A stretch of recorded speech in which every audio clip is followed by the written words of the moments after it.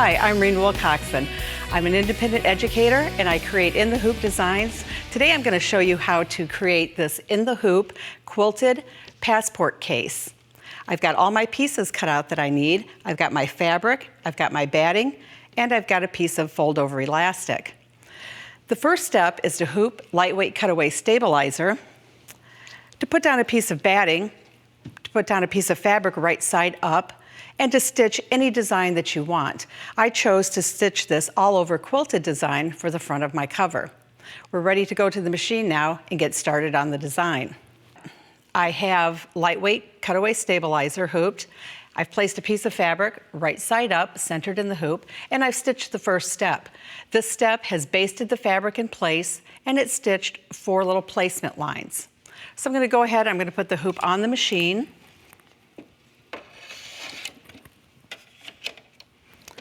And we're ready to place our first piece of fabric. This piece of fabric has been folded wrong sides together. It's going to be one of the pockets. So I'm going to place it with the fold even with these 2 top placement lines. And we're ready to stitch the next step. This step is stitching 3 dividing lines that's going to create 2 pockets. The passport case will hold a passport, it'll hold an ID, and a couple of credit cards when it's finished.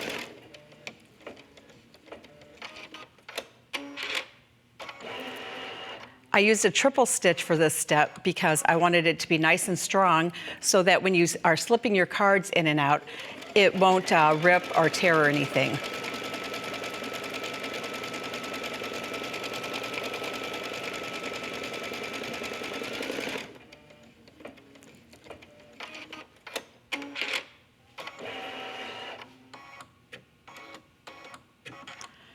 This step is almost done.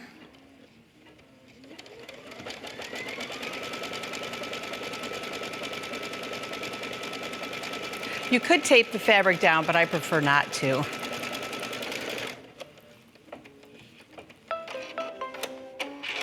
Okay, I'm ready to place the second pocket. This is another folded piece of fabric that's been folded wrong sides together.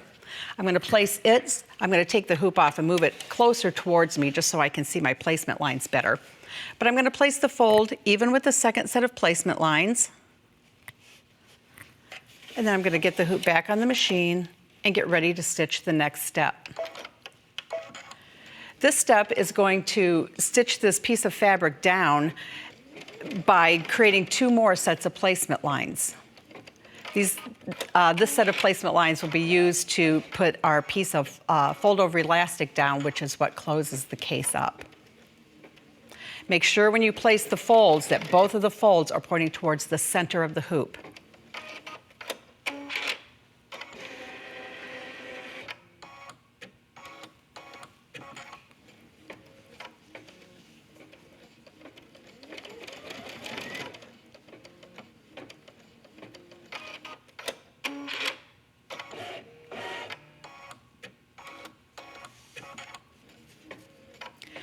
I'm using a piece of 5/8 inch fold over elastic.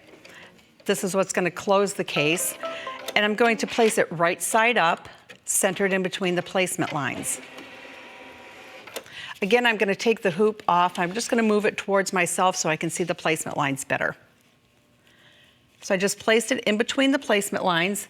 And this time I'm going to use a little bit of tape to hold it in place. Get the hoop back on the machine and get ready to stitch the next step. This step is actually going to stitch the fold over elastic in place so it won't shift on us.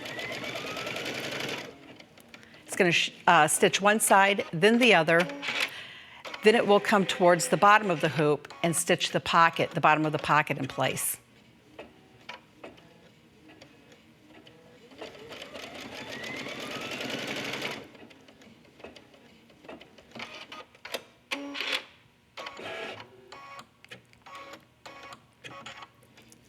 Again, this is going to stitch a triple stitch. I use the triple stitch a lot in my designs for the final construction, and the step it's stitching now is part of the final construction of the case.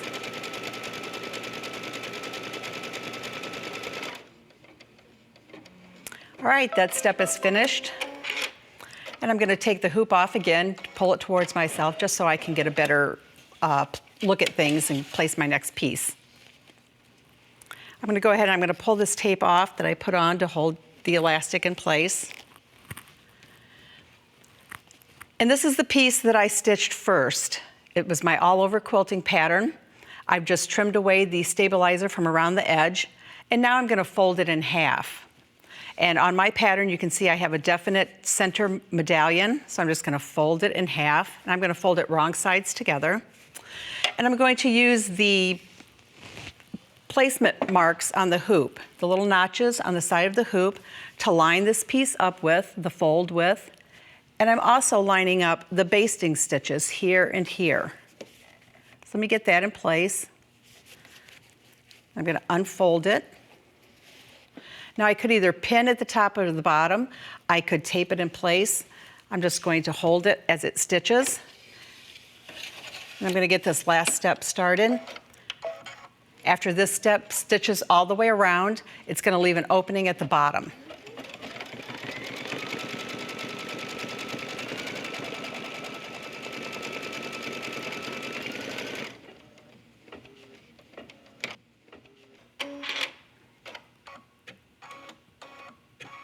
Okay, the design is finished. I'm gonna take the hoop off the machine and it's ready to come out of the hoop. I'm gonna go back over to the table now. And here's one that I've taken out of the hoop and it's ready to be trimmed around.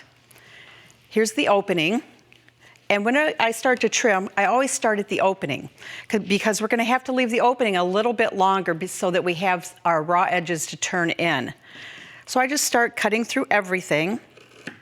And then I'm gonna cut about a 1/4 inch all the way around from the stitching. Go all the way around.